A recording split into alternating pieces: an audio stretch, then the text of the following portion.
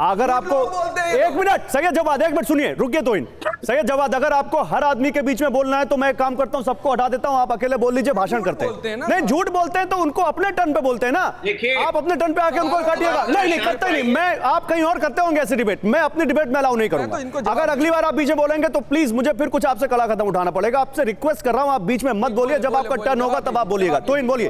देखिए, अभी 60 सेकंड के लिए उनकी माइक बंद कीजिए। देखिए, ये जिस प्रकार के आप लोग को लेकर आए हैं, यही साबित करता है कि कोई समझदार मुसलमान आज सपोर्ट करने के लिए तैयार नहीं है इनको। 1949 में नेहरू ने पहली बार खत लिखा था असम के तब मुख्यमंत्री थे गोपीनाथ बोरदोलोई को, जिसमें उन्होंने स्पष्ट कहा था कि आपको एक डिस्टिंक्शन ड्रॉ करना पड़ेगा हिंदू शरणार्थी और माइग्रेंट मुसलमानों के बीच। 2003 में जब मनमोहन सिंह विपक्ष में थे, तब उन्होंने कहा था कि प्राथमिकता के साथ बांग्लादेश में प्रताड़ित हिंदुओं को सिटीजनशिप मिलना चाहिए। ये अलग बात है कि जब वो सत्ता में आते हैं तो उनकी कथनी और करनी में बहुत बड़ा अंतर होता है। हमारी कथनी और करनी में कोई अंतर नहीं है। हम हमारे सारे प्रोमिसेस को पूरा करते हैं और अपने दायित्वों को निभाते हैं। ठीक है, ओके। जरा हर्ष जी कुछ कहना चाह रहे थे। हर्ष जी क्या कहना चाह रहे थे आप? नहीं, मैं तो ये कह रहा हूं गौरव जी, देखिए मुश्किल ये है कि जब बहस में इस तरह से बेतुकी और बिना बुनियाद की बातें की जाती हैं तो वो ठीक वही हो रहा है जो अरविंद केजरीवाल कर रहे थे। और इस देश में जो दलित है, हिंदू दलित है, जो पाकिस्तान रह गया, उसी को तो लाने की बात हो रही ना। जो वहां प्रताड़ित होकर आया, उन दलितों के, हिंदू दलितों के हितों को, हक को मारने की कोशिश हो रही। मानवता मर गई है क्या इन लोगों की?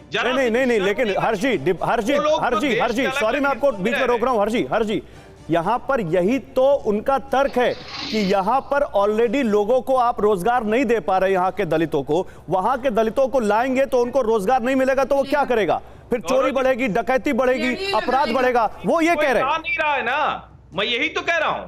इतनी सामान्य सी बात ये लोग जलेबी घुमा रहे, जानबूझ के झूठ बोलते हैं। ये किसी को कोई ला नहीं रहा है। ये हिंदू, दलित या कोई सिख या कोई जो भी वहां माइनॉरिटी है, वो प्रताड़ित होकर भारत में है। रोहिंग्या मुसलमान देश के अलग अलग हिस्सों में रैली निकाल रहे थे, इन लोगों के मुंह से जरा सा भी एक शब्द नहीं फूटा।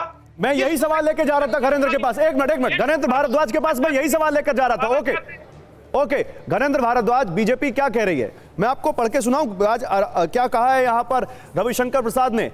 उन्होंने कहा कि ये वही लोग है ना, घरेंद्र भारद्वाज आप ही से सवाल है, ये वही लोग है ना जो रोहिंग्या को अधिकार देने की बात करते हैं, ठिकाना देने की बात करते हैं, और ऐसे लोग जिनको आस्था के आधार पर पाकिस्तान, अफगानिस्तान और बांग्लादेश में प्रताड़ित किया गया, ऐसे गैर मुस्लिमों के लिए जब हम कुछ करते हैं तो इनको दिक्कत होती है। वो ये कह रहे हैं रोहिंग्या के लिए आप सॉफ्ट हैं और गैर मुस्लिमों के लिए आपने नो एंट्री का बोर्ड लगा दिया है।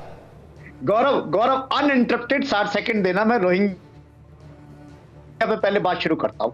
ये बार बार भारतीय जनता पार्टी के लोग कहते हैं कि रोहिंग्या, अरे इस देश में रोहिंग्या को नागरिकता देने का काम अगर किसी सरकार ने किया, रोहिंग्या को बसाने का लीगल रूप से काम करा तो नरेंद्र मोदी जी ने करा। 2017 में इनकी कैबिनेट नोट आया था, कैबिनेट प्रस्ताव लेके आई थी कि देश में जितने भी रोहिंग्या उनको बसाया जाएगा, उनको मकान दिए जाएंगे, उन्हें परमानेंट नागरिकता दी जाएगी। ये नरेंद्र मोदी की सरकार लेके आई थी। अमानतुल्लाह खान ने क्या कहा था? अमानतुल्लाह खान ने क्या कहा था? आपकी पार्टी के विधायक हैं। गौरव सुन लीजिए, रोहिंग्या कोई आसमान से नहीं टपके। अगर रोहिंग्या बॉर्डर क्रॉस करके आए लाखों की तादाद में, तो 10 साल से इनकी सरकार है। बॉर्डर सिक्योरिटी का काम किसका था? अमित शाह का था, नरेंद्र मोदी की सरकार का था। आपकी सरकार की नाक के नीचे रोहिंग्या आते हैं। रोहिंग्याओं के आने की नहीं है। सुनिए घरेंद्र भारद्वाज, आप फिर दूसरी तरफ जा रहे हैं। घरेंद्र भारद्वाज रुकिए, आप ही बोलिएगा। घरेंद्र भारद्वाज आप ही बोलिएगा, रुकिए। बात रोहिंग्या कैसे आई ये नहीं है, बात यह है कि रोहिंग्याओं के लिए तो आपके दिल में सॉफ्ट कॉर्नर है, लेकिन अगर कोई गैर मुस्लिम आता है तो आप कह रहे हैं कि भाई ये हमारा रोजगार छीन लेंगे, भाई ये हमारा घर छीन लेंगे। रोहिंग्याओं को घर देने के लिए आप तैयार हैं और गैर मुस्लिम को घर देने के लिए तैयार नहीं है, ये आप पे सवाल है। गौरव मैं यही तो कह रहा हूं कि रोहिंग्या को लीगल रूप से इस देश में बसाने का, रहने का अधिकार तो मोदी सरकार ने दिया। मोदी सरकार कैबिनेट का आदेश लेके आई। मोदी सरकार ने कहा कि देश में जितना रोहिंग्या सबको नागरिकता मिलेगी, सबको बसाया जाएगा। ये हमने थोड़ी करा, तो मोदी सरकार ने करा। तो फिर आप ये मानते हैं अमानतुल्लाह खान ने गलत कहा था? आप ये मानते हैं? नहीं घरेंद्र भारद्वाज रुकिए, ब्लैक एंड व्हाइट में बात करते हैं, ग्रे में बात नहीं करते हैं। फिर आपकी पार्टी के विधायक अमानतुल्लाह खान ने रोहिंग्याओं को लेकर जो कहा वो गलत था या सही था? मैं ये कह रहा हूं गौरव, में फिर वही सवाल है, बहुत बेसिक सा सवाल है भारतीय जनता पार्टी के लोगों से।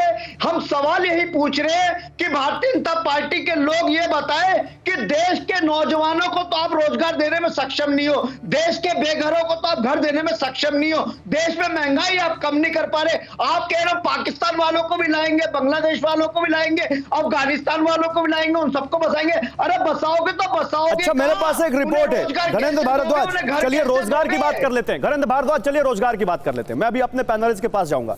मेरे पास एक रिपोर्ट है, बड़ी अच्छी बात की आपने रोजगार की। ये देखिए, ये रिपोर्ट मालूम है किसकी? मैं आपको पढ़ के सुनाता हूं, अगर हमारे दर्शक देख रहे हो इस रिपोर्ट को।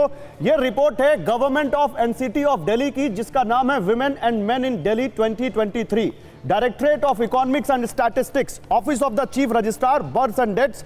ये पूरा इस रिपोर्ट है।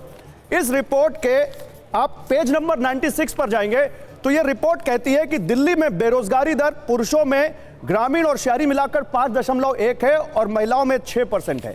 और जो नेशनल एवरेज है रोजगार का, वो ये रिपोर्ट कहती है पुरुषों में 4.4 और महिलाओं में 3.3, यानी दिल्ली में बेरोजगारी दर नेशनल एवरेज से ज्यादा है। कहते हैं charity begins at home. Gharendra Bhardwaj, आपके यहां तो बेरोजगारी ज्यादा है। आप तो अभी किसी को नहीं, अभी तो आपने किसी को नहीं दी ना नागरिकता, फिर आपके यहां रोजगार क्यों नहीं मिल रहा लोगों को? गौरव मैं भी वही कह रहा हूं, मुख्यमंत्री जी भी वही कह रहे हैं कि 10 साल से देश में आपकी सरकार थी। आज आप बात करो कि आपने 10 साल में महंगाई क्यों नहीं कम करी, बेरोजगारी क्यों नहीं कम करी, क्यों नो महंगाई, नो अदर इशू बेरोजगारी, नो महंगाई, नो अदर इशू बेरोजगारी। घरेंद्र भारद्वाज सुनिए, घरेंद्र भारद्वाज सुनिए, नो महंगाई, नो अदर इशू, सुनिए, बेरोजगारी, रोजगार की बात है ना, नेशनल एवरेज, जहां पर केंद्र में नरेंद्र मोदी की बीजेपी की सरकार है, उसका ट्रैक रिकॉर्ड दिल्ली की सरकार से अच्छा है रोजगार के मामले में। बेरोजगारी के मामले में उनके पास कम है डेटा, आपके पास ज्यादा है। तो ये क्या कहता है? गौरव मैंने और आपने कई बार चर्चा करी कि कैसे रोज नरेंद्र मोदी की सरकार दिल्ली की सरकार के हाथ काटने का काम करे, कैसे सर्विस मिल रहा है। दिल्ली में सर्विसेज हमारी थी, सर्विसेज उठा के जबरदस्ती लेफ्टिनेंट गवर्नर को दी गई। अरविंद केजरीवाल की सरकार दिल्ली में चपरासी भर्ती नहीं कर सकती, सारा कुछ उठा के एलजी को दे दी, जो कि हमें संविधान ने अधिकार दिए थे, जो हमें सुप्रीम कोर्ट की कॉन्स्टिट्यूशनल बेंच ने दिए थे। नरेंद्र मोदी ने हमारे हाथ काट दिए और हाथ काटने के बाद नरेंद्र मोदी पूछते हैं कि काम क्या करा? अरे हमें अब आप उधर चले गए, अब बताइए आप उधर चले गए। हर्षी सुना आपने? हर्षी, एक तो इनके हाथ काट दिए और ऊपर से ये कह रहे हैं कि भाई हमें कोई अधिकार ही नहीं है तो हम कैसे रोजगार दें, और दूसरे आ जाएंगे तो वो भी रोजगार ले जाएंगे। ये कौन सा तर्क है भाई? आप रोजगार देके एक मॉडल सेट कर देते। देखिए रुकिए, अभी हर्षवर्धन जी,